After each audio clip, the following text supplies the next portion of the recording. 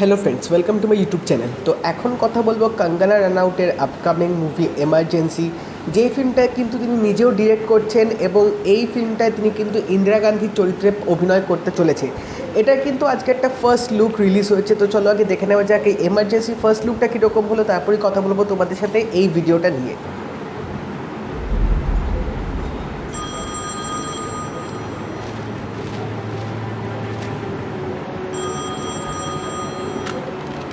Hello yes sir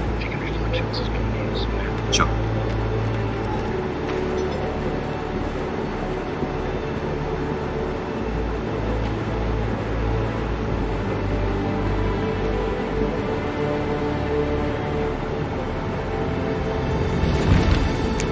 mister Kissinger जानना चाहते हैं कि जब प्रेसिडेंट निक्सन फोन लाइन पर आए तो क्या वो आपको मैडम कहकर संबोधित कर सकते हैं?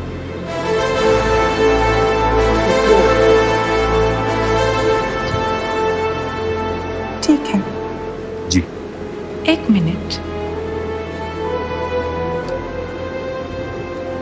अमेरिका के प्रेसिडेंट को कह देना कि मुझे मेरे दफ्तर में सब मैडम नहीं सर कहते हैं। राष्ट्रपति जी ने आपातकाल की घोषणा की है। इसे आतंकित होने का कोई कारण नहीं है। বেসিক্যালি 1975-এর সময় যে এমার্জেন্সিটা এসেছিলো আমাদের ভারতে, সেই এমার্জেন্সির সময় এখানে ইন্দিরা গান্ধীর ওপর কী প্রভাব পড়েছিল, তিনি কীভাবে পুরো বিষয়টা হ্যান্ডেল করেছিলেন, সেই জিনিসগুলো কিন্তু আমরা এই মুভিটার মধ্যে দেখতে পাবো।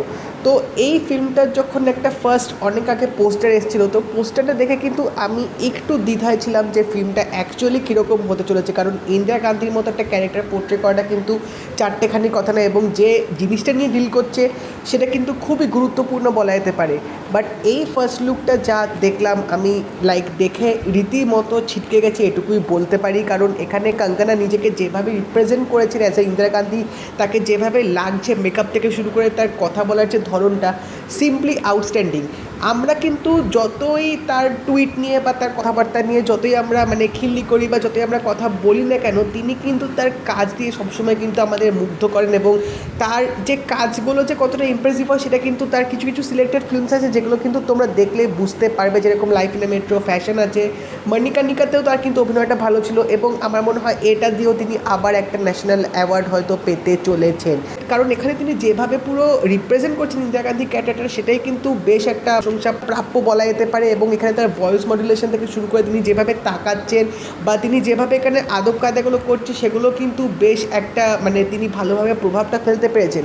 এবং পুরো এখানে সেট আপটা যেরকম দেখালো যে 1971 সালে আমরা দেখতে পাচ্ছি ওয়াশিংটন ডিসিতেও তিনি ওখানে দাঁড়িয়ে আছেন, ওনাকে বলছে স্যার বলবে না ম্যাডাম বলবে। তো এই পুরো ডায়লগটা দিয়ে কিন্তু বোঝা যাচ্ছে যে ফিল্মটার মধ্যে কিন্তু বেশ পাওয়ারফুল ডায়লগ থাকতে চলেছে, এবং পুরো এখানে সেট আপটা যেভাবে করেছে তোমাদের কিন্তু একটা আলাদা পুরো মুড এনে দেবে এই ফার্স্ট লুকটা দেখার পর। তার সাথে ব্যাকগ্রাউন্ড মিউজিকটাও কিন্তু সেই লেভেলের ছিল।